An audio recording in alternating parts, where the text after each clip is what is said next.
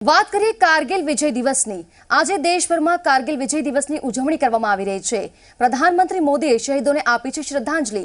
તો કારગિલ દિવસના અવસર પર રક્ષા મંત્રી રાજનાથ સિંહે પણ યુદ્ધમાં શહીદ થયેલા જવાનોને શ્રદ્ધાંજલિ અર્પણ કરી છે। દિલ્હીમાં બનેલા નેશનલ વોર મેમોરિયલમાં રક્ષા મંત્રી રાજનાથ સિંહે અને ત્રણેય સેનાના પ્રમુખે શહીદોને નમન કર્યા છે।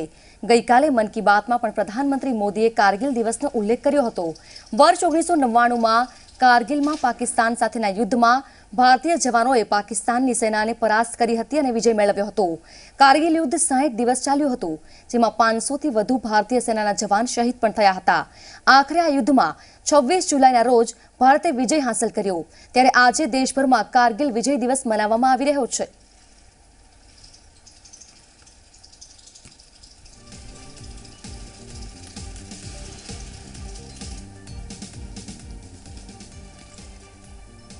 मैं इस वक्त द्रास में हूँ और मेरे ठीक पीछे इस इलाके की सबसे ऊंची चोटी टाइगर हिल है। टाइगर हिल जिस पर कब्जे के लिए सबसे भयंकर लड़ाइयों में से एक लड़ी गई थी। ये लड़ाई कितनी जबरदस्त थी इसका अंदाजा आप इस बात से लगा सकते हैं कि भारतीय सेना ने अपना सर्वोच्च वीरता पुरस्कार परमवीर चक्र ग्रेनेडियर योगेंद्र यादव को टाइगर हिल पर कब्जे के लिए दिया था। पाकिस्तान ने भी अपने 2 सर्वोच्च वीरता पुरस्कार यानी निशाने हैदर टाइगर हिल पर हुई लड़ाई के लिए कैप्टन कर्नल शेर खान और हवलदार लालक जान को दिए थे। लेकिन जो मैं कहानी अब आपको सुनाने वाला हूँ वो बहुत दिलचस्प है।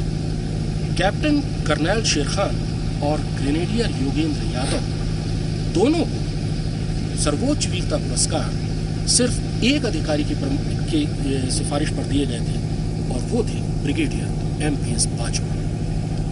टाइगर हिल पर कब्जे के लिए लगातार घमासान लड़ाइयां चल रही थी, लेकिन पाकिस्तानियों की मोर्चाबंदी इतनी जबरदस्त थी कि भारतीय सैनिक भारी संख्या में हताहत हो रहे थे और टाइगर हिल पर कब्जा नहीं किया जा रहा था। दरअसल पाकिस्तानी सेना 98 की सर्दियों में ही टाइगर हिल पर जम गई थी और उन्होंने पूरी सर्दियों में अपनी मोर्चाबंदी बहुत मजबूत कर ली थी।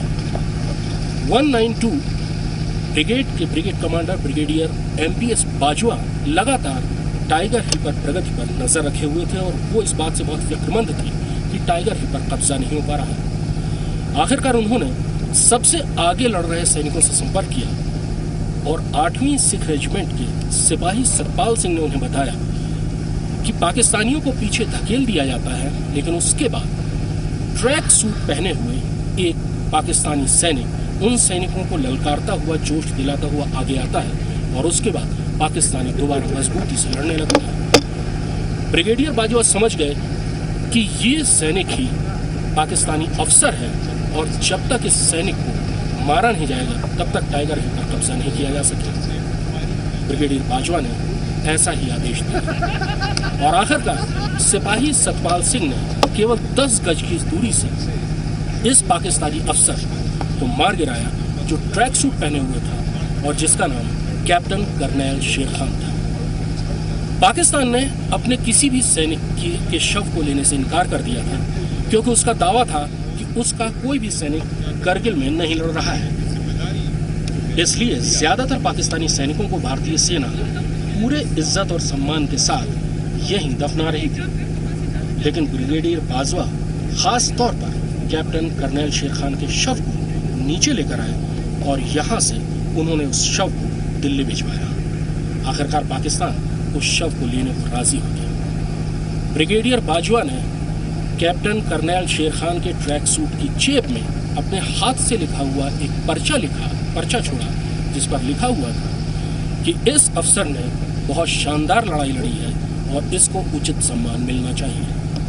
पाकिस्तानी सेना ने एक भारतीय सैनिक अफसर की सिफारिश को माना और कैप्टन कर्नल शेर खान को निशाने हैदर मिला, जो कि पाकिस्तान का सर्वोच्च वीरता पुरस्कार है और अब तक केवल 10 लोगों को निशाने हैदर मिला है। बाद में कैप्टन कर्नल शेर खान के पिता ने भारतीय सेना को धन्यवाद का पत्र लिखा। ये भारतीय सेना की पेशेगत ईमानदारी और बहादुरी को सम्मान देने की परंपरा है। ये उस कारगिल युद्ध में हुआ था जिस कारगिल युद्ध में पाकिस्तानी सैनिकों ने कैप्टन सौरभ कालिया और उनके 5 सैनिकों को पकड़ा था, उनको यातनाएं दी थी और 20-22 दिन अपनी कैद में यातनाएं देने के बाद उनकी हत्या की थी और उनके शव वापस भारत को सौंपा। लेकिन भारतीय सेना ने अपनी परंपरा का आखिरी वक्त तक निर्वाह किया।